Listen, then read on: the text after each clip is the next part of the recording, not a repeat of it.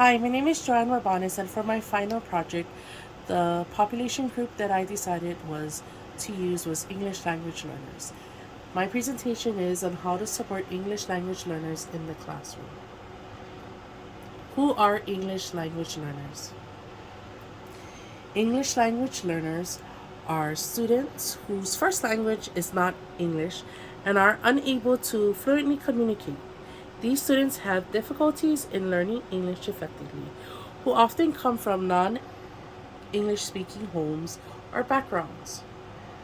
Some facts about English language learner students in Hawaii. About 18% of public school students are or have been recognized as ELL students. These students represent 70 different languages. The most common languages that ELL students speak are Ilocano, Tagalog, Chuukese, and Marshallese. Oahu and Maui are the most high percentage of active ELL students. Who can help? My local service provider that I looked into was the DOE. I interviewed someone from Kapolei Middle School. Their school mission is to help assure equal access to educational opportunities for linguistically and culturally diverse students. Differentiated and or modified instruction used to facilitate academic content and English language acquisitions to assist students to meet their challenges. The DOE goal is to enable ELL students to attain and improve his or her English language proficiency to function and learn in the regular education classroom, with the end results being that ELL supplementary assistance is no longer needed. When they are referred, students are tested by the WIDA, which is the World Class Instructional Design and Assessment English Language Development Standards. The English Learners Program implements the Title 6 of the Civil Rights Act of 1964 and its regulations and the Equal Educational Opportunities. The Title 3 of the Elementary and Secondary Education Act.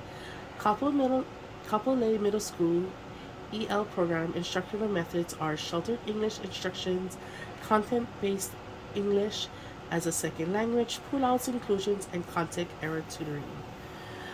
The head of the program is technically the principal, but they do have an English language coordinator who is a teacher, and that's who I interviewed, Miss Davidson. And she has an educational assistant, Miss Mayo. But all teachers who are involved with the English language learner are part of the English language program. What is happening and what can be done? So, for my first research, I looked up a TED Talk with Holly Morrison. She is from Wenatchee, Washington, and she did a whole research on basically finding out why students are struggling in the English language learner program and what is actually happening. Like, she compared the statistics, and it was very significant that English language learners struggled a lot when it comes to learning. So, as being part of a design aspect, she was coming up with information by doing interviews from past, present, private, and public school teachers and getting their experience on dealing with English language learners. Surprisingly, she found out that most teachers felt schools' expectations were unrealistic and that they had no time. As well, they lacked the confidence in supporting their students. Having this knowledge, she came up with a design, an idea of using technology as a benefit through an app that she wants to develop. And through this app, it is an app that will help teachers and students to stay more connected. For the teachers app, there is information on the teacher, on what is her credentials and what is her rating, on how confident she feels with dealing with English language learners. And for the app for the students, it gives a brief history to the teacher on what culture they're from, what are their likes, what are their dislikes, what are their interests. And then there is an app, part of the program in the app, it gives the teachers cultural background information, basically on how to say hello, different cultural norms, holidays that the kids participate in. So she's more culturally aware of how to deal with students. And through this information, my biggest takeaway from this research is that we spend too much time focusing on getting English language learner students to learn English, but our priority should be able to understand their struggles.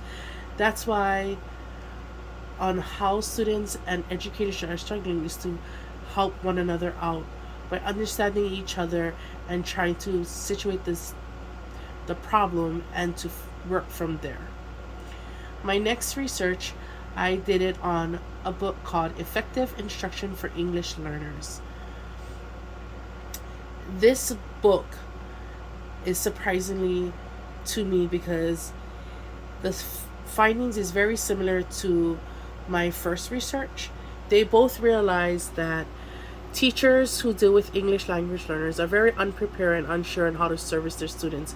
In this book/article, they note the gaps between English language proficient students and are very quite large, which means that schools need to better prepare our educators and support the needs of our vast growing population.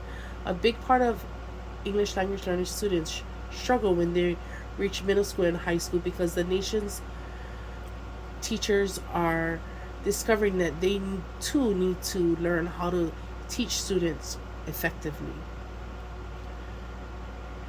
It's my biggest takeaway for this article is that effective teaching is critical to students' learning. This article helped me to find alternative strategies to better service my students and to pinpoint where the actual problem was. Understanding the problem is the start to creating a solution. As a future educator, we are obligated to help our students' needs, and to do this, we must find ways to work with our students and support them in their learning. Supporting our students in the classroom. Here are certain techniques or strategies how to support our students in the classroom. One is total physical response. It's a strategy that helps students to learn vocabulary concept by incorporating physical movements. If a vocabulary word is given, students react to verbal definition by gestures. These strategies help students to link the connection between their brain and speech to encourage language and vocabulary learning. Students are able to create their own movements and how to describe the vocabulary through a fun, unique way. Another strategy is picture word inductive model. This strategy helps students to write an essay by first labeling pictures with descriptive words. The descriptive words are used to help write out sentences about the picture. Then the sentence are categorized and turned into a paragraph, and all you have to do is add a title next. Another one is graphic organizers. There are many different types of graphic organizers. These tools/strategies help students to visually organize their thoughts and ideas.